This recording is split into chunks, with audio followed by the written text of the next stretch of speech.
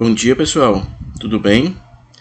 Vamos para mais uma etapa aqui, porque em breve já vem chegando nossa próxima avaliação, nossa avaliação bimestral.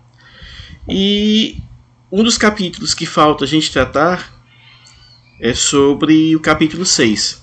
Está aí na página 86 do livro de vocês e trata sobre o citoplasma. O assunto anterior foi membrana plasmática.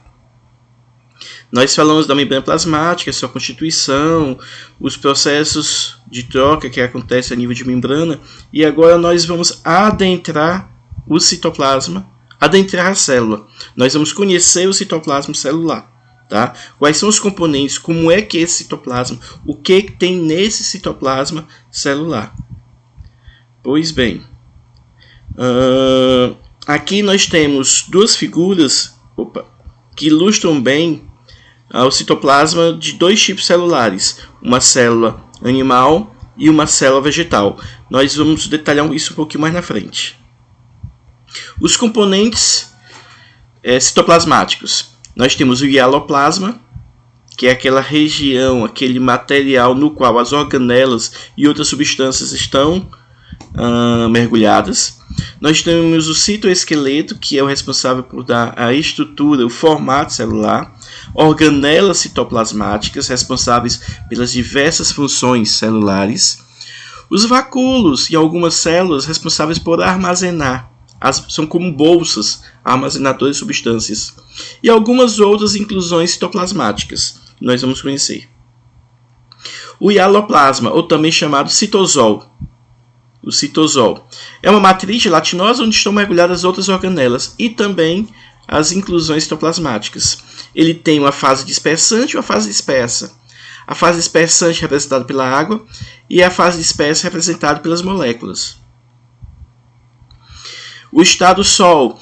Quando essas organelas, quando essas micelas estão mergulhadas desordenadamente, em determinado trecho, em determinada região desse citosol, ele tem um estado mais solidificado. No estado gel, quando as organelas estão mergulhadas em determinada região, em determinado setor, que dá um aspecto viscoso, estado gel. Bom, as mudanças podem ocorrer de acordo com algumas mudanças situacionais, como pH, temperatura, momento da divisão celular. Pode ocorrer uma mudança, tanto do estado gel quanto do estado sol ou vice-versa. O citoesqueleto. O citoesqueleto é responsável pela organização das organelas, responsável pela estrutura do citoplasma, da célula também, responsável até pelo formato celular. Tá? Ele é formado de microfilamentos, microtúbulos e filamentos intermediários. Cada um desses filamentos tem uma constituição específica. No caso dos microfilamentos, a quitina, proteína. Os microtúbulos, proteína tubulina. E os filamentos intermediários, outras proteínas fibrosas. Está aqui uma figura que ilustra um filamento intermediário, um microfilamento, um microtúbulo. E todos eles vão participar da constituição do citoesqueleto. É um esqueleto celular que vai dar forma, que vai dar sustentabilidade, que permite organizar as organelas. Quando a gente fala em organização de organelas, eles funcionam como prateleiras, onde as organelas vão se encaixando, vão se arrumando de modo a desempenhar de modo eficiente suas funções. Tá aqui alguns componentes do citoesqueleto, que são os microfilamentos, compostos da proteína actina, os microtúbulos, formados de tubulina, e os filamentos intermediários, formados por proteínas fibrosas. Os movimentos citoplasmáticos. O citoplasma ele não é estático, ele é dinâmico, ele se movimenta. As organelas elas circulam, elas passeiam pelo citoplasma. Alguns desses movimentos são os movimentos ameboides. Tá? São movimentos em que a membrana ela vai emitindo prolongamentos e aí o citoplasma vai acompanhando. Até porque o conteúdo citoplasmático está em estado gel e aí boa parte dele, e isso vai acompanhando, tá? Esses movimentos ameboides que se assemelham ao movimento de uma ameba, eles acontecem com a ajuda também da membrana plasmática. Ciclose. A ciclose é um movimento mais interno, é um movimento das organelas. Em algumas circunstâncias, a gente consegue perceber melhor a ciclose. Tipo, nas células vegetais que têm vacúolos grandes, que aí elas apertam a região citoplasmática com suas organelas, ficam pequenos corredores que a gente consegue perceber melhor o movimento dessas organelas ali pelo citoplasma. É um movimento interno.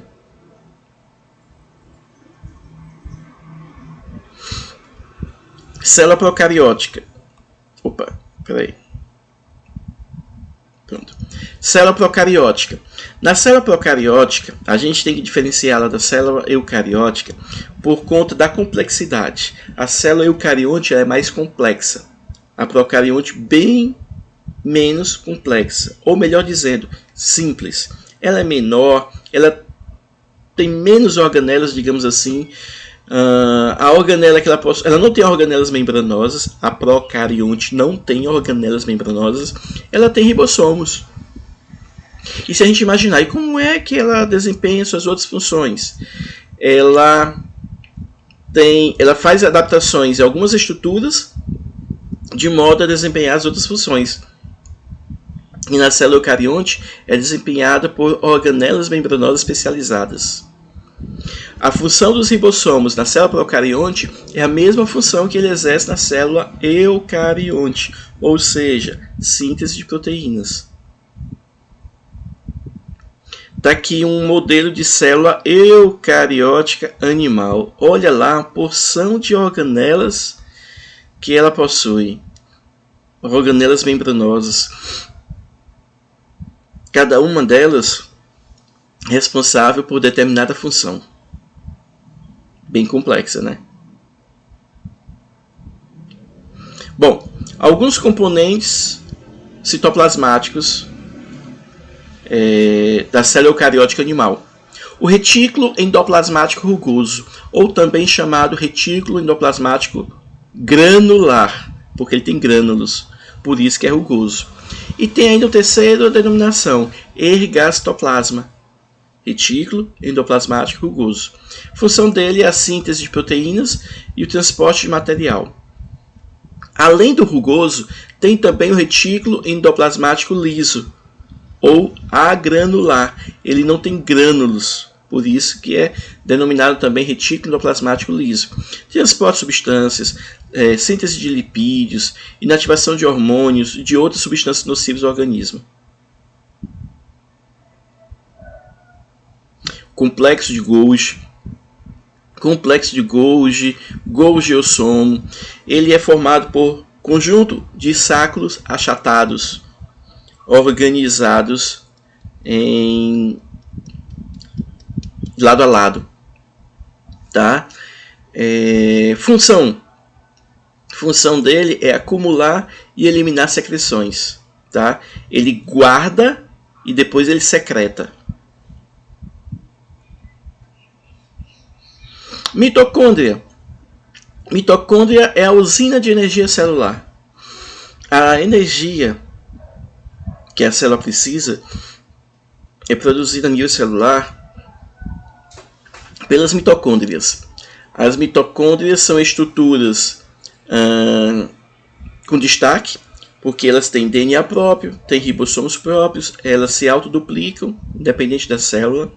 Elas têm duas camadas, duas membranas, uma externa lisa e uma interna toda irregular, formando as cristas, e é na mitocôndria que ocorre o processo de respiração celular. Nesse processo de respiração celular, ocorre a produção de energia necessária para o funcionamento do organismo. Os ribossomos. Os ribossomos são aquelas organelas que tem na célula procarionte, mas que também tem nas células eucariontes. Ou seja, tem todas as células têm ribossomos, tá? Independente do tipo. E a função deles é síntese de proteínas. Peroxissomos. Os peroxissomos. Processamento de reações oxidativas. Ele faz a detoxicação. Ele degrada substâncias nocivas ao organismo. Degrada também a água oxigenada. Por quê? Porque ele tem catalase, uma enzima específica para quebrar a molécula de água oxigenada, H2O2, e transformar em água e oxigênio.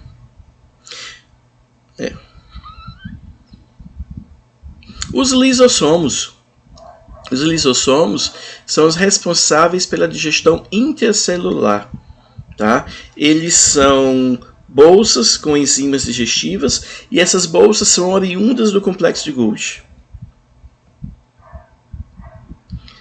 Origem tipo está aqui, falando um pouquinho dos lisossomos. Centríolos. Centríolos são organelas importantíssimas do processo de divisão celular, na formação do fuso na divisão celular. Também responsáveis pela formação de cílios e flagelos em determinadas células, tá? E eles são compostos por 9 conjuntos de 3 microtúbulos. Ou seja, centríolos são compostos de microtúbulos. Tem composição microtubular. Cílios e flagelos. Bom, os cílios e flagelos, eles são estruturas, são organelas da célula animal para algumas células, tá? Função, locomoção, capturar alimento, limpeza do organismo, por exemplo, os cílios que tem na via traqueal para expelir o muco, tá? Locomoção celular e algumas algas, protozoários, nos espermatozoides. Os flagelos têm essa função. Enquanto os cílios são curtos e numerosos, os flagelos são mais alongados e em menor quantidade. Tá aí uma célula com cílios em movimentos, tá? Serve tanto para movimento, capturar alimento, proteger, filtrar. E aqui desenho de uma célula eucarionte vegetal. Bom, quero chamar a atenção de vocês primeiro para o envoltório. Tem uma parede celular protegendo a membrana plasmática, conferindo resistência à célula. Segundo, chamar a atenção de vocês para aquela estrutura lá. Cadê o vacúolo? Ali. O vacúolo. Deixa eu ver se eu boto aqui a seta. Aqui. Para essa estrutura aqui, o vacúolo, ela é exclusiva de célula vegetal. Tá faltando outro. Essa estrutura aqui, tá aqui, ó. Cloroplasto, também exclusiva de célula vegetal. Tá?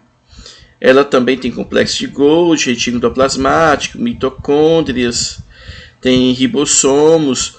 Mas, além das estruturas da célula animal, tem o vacúolo, que é exclusivo da célula vegetal, o cloroplasto, que é exclusivo da célula vegetal, tem parede celular, ou parede celulósica, que é da célula vegetal. Está aqui. Presentes apenas em célula eucariótica vegetal. Plastos ou cloroplastos, responsáveis pela realização da fotossíntese. Os glioxissomos, que fazem a mesma função dos peroxissomos animais. Os vacúolos, que participam do controle osmótico celular e armazenam substâncias. No caso dos protistas, eles participam do controle osmótico celular. Bom, algumas inclusões citoplasmáticas não são organelas, mas são componentes que ficam ali na célula. É o glicogênio, são lipídios, são pigmentos, são cristais. Tá? São as chamadas inclusões citoplasmáticas, porque, diferente das organelas, onde as organelas desempenham alguma função, tem alguma função específica, essas inclusões estão como se armazenadas. Bom, nesse quadro aqui a gente compara a presença de algumas organelas em determinados organismos procariontes, tá aqui os moneras, procarionte, como também nos eucariontes, protista, fungo, vegetal e animal. Vamos falar aqui do retículo endoplasmático. Retículo endoplasmático, ele é uma organela membranosa, então não tem indivíduos do reino em células procariontes. Vai ter em todas as outras eucariontes. O ribossomo, presente em todas as células, como falei anteriormente. O complexo de Golgi é uma organela membranosa. Ela está ausente em células procariontes, mas está presente em todas as outras células eucariontes. Lisossomo, organela membranosa, ausente nos procariontes, mas presente em todas as outras organelas. Mitocôndria, organela membranosa, ausente nos procariontes, mas presente em todas as outras células eucariontes. Centríolo, o centríolo, ele está ausente nos indivíduos procariontes, presente nos protistas, presente nos fungos, presente nos animais, mas os vegetais superiores não têm centríolos. Plasto, aqueles responsáveis pela fotossíntese, ausentes nos procariontes, presente em alguns protistas, não tem nos fungos, eles não precisam de fotossíntese, presente nos vegetais, ausente nas células animais que não precisam de fotossíntese. Vacúolo, nós destacamos o vacúolo como organela de célula vegetal, está aqui, ausente nos outros, mas presente também nos protistas, tá? Fazendo o controle osmótico. Peroxissomos, ausente na célula procarionte, ausente no vegetal, mas presente nas outras células. E os glioxissomos, ausente nos indivíduos procariontes, mas está presente nos protistas, também está presente nos fungos, presente nos vegetais e ausente nos animais, porque os animais têm peroxissomos, tá? Bom, no final aqui, eu coloquei os exercícios desse capítulo, os quais vocês devem dar uma lida, interpretar as questões e encontrar as respostas, tá? E depois, oportunamente, eu vou estar no momento aqui discutindo o assunto, tirando algumas dúvidas, se precisarem, tá certo? Fiquem com Deus, se cuidem e até a próxima.